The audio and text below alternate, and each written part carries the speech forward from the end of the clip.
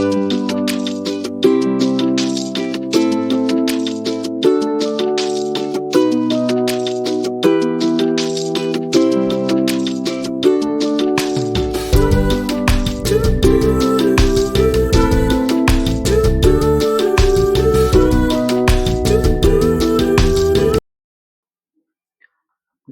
दोस्तों, मैं हूं आपका दोस्त आपका होस्ट आर के और आप देख रहे हैं आर के ट्रेडिंग। दोस्तों, तारीख है 6 जून 2024 और यहाँ पर क्रूड ऑयल के बारे में बात करेंगे। देखिए, क्रूड ऑयल ज़रा इमेजिन करिए, तेल का माने हमारे जीवन में तेल का कितना इम्पोर्टेंस है। हम लोग कहते हैं ना, जब कोई व्यक्ति कुछ थक जाता है, हार जाता है तो क्या कहते हैं, थक जाता है, सुस्त हो जाता है, क्या कहते हैं, इसका पूरा तेल निकल गया, नहीं कहते इसका पूरा तेल निकल गया। यानी कि वो आदमी एकदम मतलब लूज़-पुज हो गया, उसको मतलब ताकत नहीं रहा शरीर में ना, पूरा निचुड़ निचुड़ गया है, वही कहते हैं तेल निकल गया।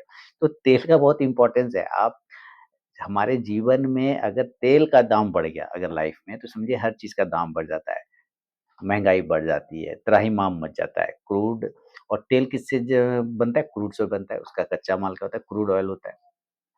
तो क्रूड से पेट्रोल वगैरह बनता है, उसी से डीज़ल आ गया, सब चला गया। तो तेल का दाम बढ़ने का और उससे जुड़े स्टॉक्स का आपको रिलेशन समझना होगा, और अगर क्रूड पर इम्पैक्ट आता है तो उससे किस स्टॉक्स को फ़ायदा हो सकता है, ये आपके लिए जानना बहुत ज़रूरी होता है। तो मैं आज 2-4 स्टॉक्स आपके साथ शेयर करूँगा। इस पे कोई मैं पर्सनल बाइंग और सेलिंग की सलाह नहीं दे रहा हूँ। आप अपना निर्णय खुद लीजिएगा। मैं स्टॉक्स के नाम वगैरह बताऊँगा कि क्रूड का इम्पैक्ट किस-किस पर पड़ता है। जैसे कि अभी रिसेंटली क्या आया, एक खबर आई, ओपेक को आप जानते ही होंगे, है ना? कि यूएस का जो बेंचमार्क है, बेंचमार्क ऑयल कॉन्ट्रैक्ट डब्ल्यूटीआई है, जो कि टेक्सास इंटरमीडिएट के नाम से जाना जाता है। उसका प्राइस गिर कर $74 पर आ गया, पर बैरल के नीचे चला आया ना, $74 पर बैरल। और ब्रेंट फ्यूचर भी जो है $78 तक का नीचे गिर गया।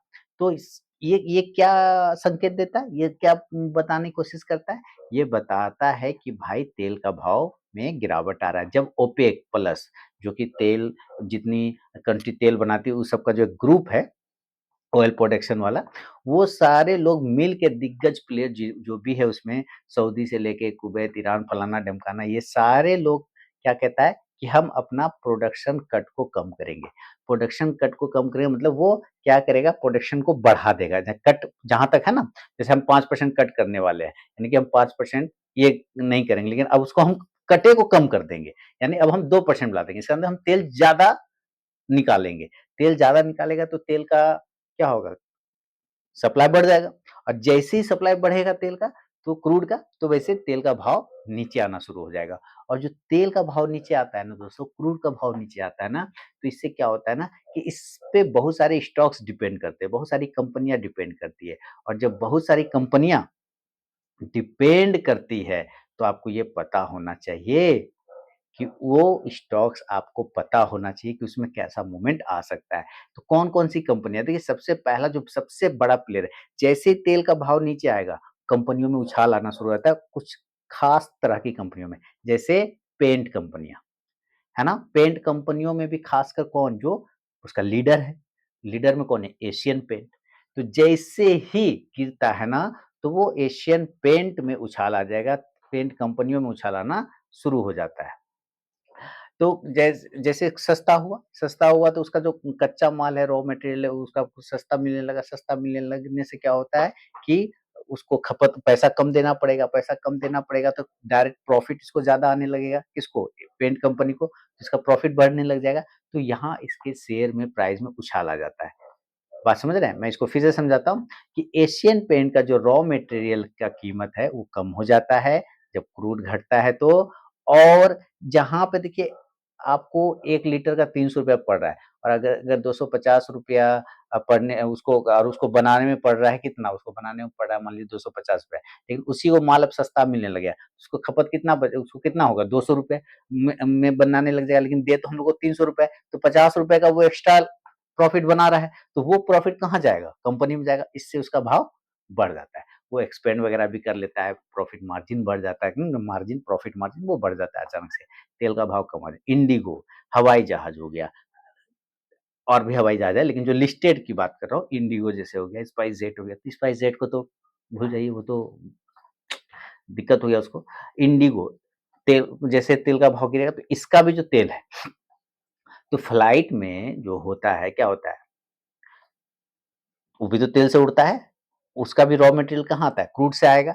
तो जैसे ही उसका तेल का दाम कम होगा तो आपको उसको कम खर्चा करना पड़ेगा, तेल कम पैसा में उसको ज़्यादा मिल जाएगा तो उसका जो प्रॉफिट का मार्जिन बढ़ जाएगा, ठीक है? इंडिगो में कम सस्ता में उसको तेल मिलेगा, फ्यूल मिलने लगा, तो उसको फ़ायदा हो गया।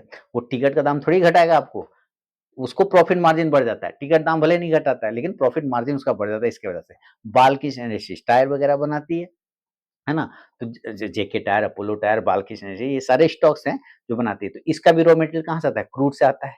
उसको सस्ता मिलने लगेगा, तो प्रॉफिट मार्जिन उसका बढ़ जाएगा, शेयर में उछाल। इसीलिए जब भी क्रूड गिरता होगा, आप देखते होंगे एशियन पेंट, इंडिगो और बाल्किश इंडस्ट्रीज यानी टायर कंपनी, ये सब स्टॉक्स में अपने आप मूवमेंट आना शुरू हो जाता है। जो कुर्सी टेबल बनाती है, कुर्सी टेबल, प्लास्टिक का प्रोडक्ट जैसे नीलकमल, सुप्रीम इंडस्ट्रीज, ये सारे क्या है, ये सारे ऐसे स्टॉक हैं जो प्लास्टिक प्रोडक्ट बनाती है और अपने क्षेत्र में दिग्गज कंपनी है ना? तो ये डायरेक्ट क्रूड ऑयल से इन लोग का रिलेट होता है, इन लोग का जो कच्चा माल होता है डायरेक्ट क्रूड ऑयल से रिलेटेड होता है। तो जैसे ही क्रूड ऑयल कम होगा, इसको सस्ता मिलेगा, इसका भी प्रॉफिट मार्जिन बढ़ जाएगा, ठीक है? तो जैसे ही तेल गिरेगा, इसके लिए एकदम चांदी का चांदी, सोना का सोना की तरह दिखने लग जाएगा। इसलिए आप ऐसे सब स्टॉक्स पे नजर रखिए जो क्रूड से रिलेटेड है। अगर क्रूड गिरता है तो वो बढ़ेगा, अगर क्रूड बढ़ता है तो वो शेयर गिरेगा। तो जैसे Asian paint, Indigo, supreme, Balkrishna series, Nilkamal, Berger paint, JK tyre, Apollo tyre, ये सारी डायरेक्ट क्रूड से रिलेटेड है। तो क्रूड के गिरने का इम्पैक्ट इन स्टॉक्स पर, इन शेयर पर पड़ता है। चाहे तो उछाल आएगा, अगर क्रूड बढ़ गया तो ये गिर जाएगा, क्रूड घट गया तो ये बढ़ जाएगा। उम्मीद है आपको ये जानकारी पसंद आया होगा, और अगर ये स्टॉक आपके पोर्टफोलियो में है तो फिर एंजॉय करिए, मजा लीजिए, क्या दिक्कत है ना? बहुत बहुत धन्यवाद।